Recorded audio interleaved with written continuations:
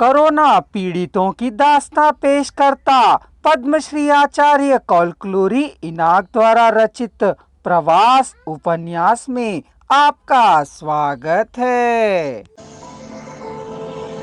भूख से तिल मिलाने वाला नितिन अब नहीं बिलबिलाएगा। नशे के पे पीने वाला पीकर मदहोश होकर कपड़े उतार फेंक सोने वाला शव की तरह है। वह अब किसी को भी दिखाई नहीं देगी। इंद्रधनुष में से 7 रंगों को बीन कर 70 रंगों को बनाकर स्वर्ग को रंगता होगा। नितिन कभी वास्तव था, अब क्या हो गया, कहाँ चला गया? राम ने यह सब अपनी आंखों को पोंछते हुए कहा। क्या नितिन तुम्हारा मित्र था? रमा ने पूछा। मित्र ही नहीं, आत्मीय भी था। 10 साल पहले बिहार छोड़कर हैदराबाद आकर जो भी काम मिला उसे हम करते रहे। जो भी खाने को मिला हमने साथ खाया। जहाँ कहीं भी छाया मिली वहीं हम दोनों सो जाया करते थे। वह बड़ा ही ख्याति प्राप्त पेंटर बना, मैं एक सेंटरिंग मिस्त्री बना। क्या शादी नहीं करोगे? कह एक दूसरे से पूछने के सिवा हमारे पास करने को कोई और बातें नहीं रहती थीं। आदतें बदल गई थीं। हवा के भाग्य नहीं है, इतने बड़े रंगों के कलाकार ने मुझे सांस में लिया है कहने का भाग्य उसे नहीं है। वह रास्ता भटक कर घूम रही है। हवा मेरा बकाया है। मुझे सांस में लेने के लिए दिन में निश्चित हवा को ब्याज के रूप में बांध रही है।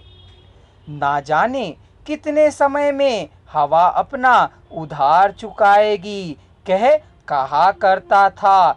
उसने अपनी आंखें पोंछी।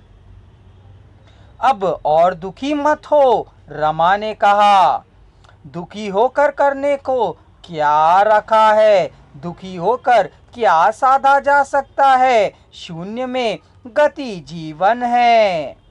राम मौन होकर चल रहा था। गरीबी ही है ना हमारे प्रयास का कारण, रमा ने कहा। गरीबी बुरी नहीं है, पर खाने को भी भोजन को ना मिलने की गरीबी क्रूर है। खाने को ना होने के कारण प्रवास पर आए हैं। भोजन ही ना मिलने के कारण प्रवास को छोड़कर जा रहे हैं। भोजन और प्रवास का करोड़ों सालों का संबंध है, राम ने कहा। बस यही है, पैसे वाले मजदूरी नहीं करते हैं। जिनके पास फैक्ट्रियां हैं वे सुखपूर्वक भोजन करते हैं। वाणिज्य व्यापार के प्रमुख लोग भरपेट खाते हैं। खेती बाड़ी करने वाले लोग किसी तरह कष्ट में या सुख में गुजारा कर लेते हैं। देवता का मंदिर में पूजा अर्चना, नित्य नैवेद्यों का समर्पण, नित्य नैमित्तिक कार्यक्रम करने वाले और कराने वाले सुखपूर्वक रहते हैं। दलित से और हीनता से सहजीवन करते हुए जीवन यापन कर रहे हैं।